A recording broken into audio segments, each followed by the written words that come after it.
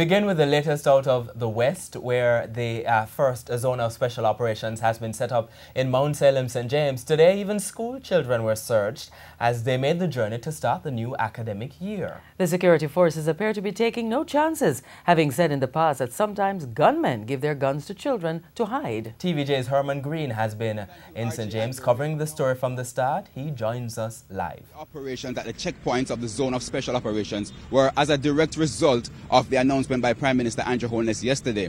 Of course, you know, he said basically the ID requirement at the checkpoints for students would be relaxed. Now today we observed what was happening, we saw that, and we also checked with the schools because the time period for this to be implemented was 7 days. So we spoke with the schools earlier today just to hear how they felt about that. Students leaving home for the first day of school. But it's not like other students' experiences, as here in Mount Salem, the children have to pass through military checkpoints, dozens of soldiers armed with guns. They are searched, but allowed to pass without showing any form of identification. The rule that people leaving the zone must provide identification has been relaxed for high school students for 7 days, within which schools are expected to provide IDs.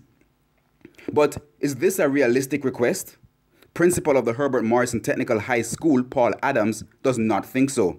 The grade 7 students and other students transferred to grade 8, 9, and 10, and the grade 12 students that are not from our grade 11 group, they would not get their IDs until about mid-September because they have to take the photographs in their uniform, and then it comes back in another 2 weeks. He says the school's budget does not allow them to simply respond to the need for them immediately.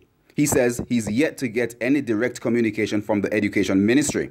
He's waiting to find out whether the ministry will make any provision so the school can get the IDs done immediately. Otherwise, he says it will take 2 weeks.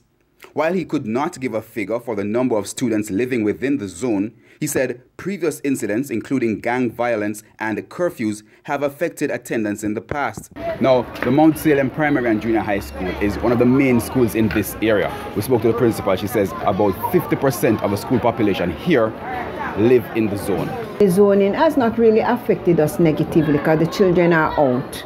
They're out in their numbers and the parents are here with them also. Some teachers noted that while coming to school, they saw some of their class students being searched.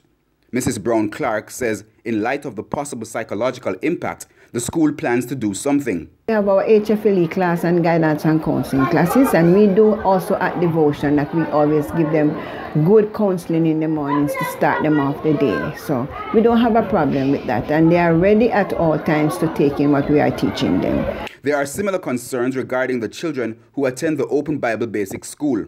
School principal Valerie Clark says there was a full turnout on Monday, though parents said they were late because of the searches. She says the school will also be providing counseling to answer any questions the young ones may have. In the afternoon, I will let them know that the police and soldiers are no harm to them. What they are here for is just to protect us all in our community.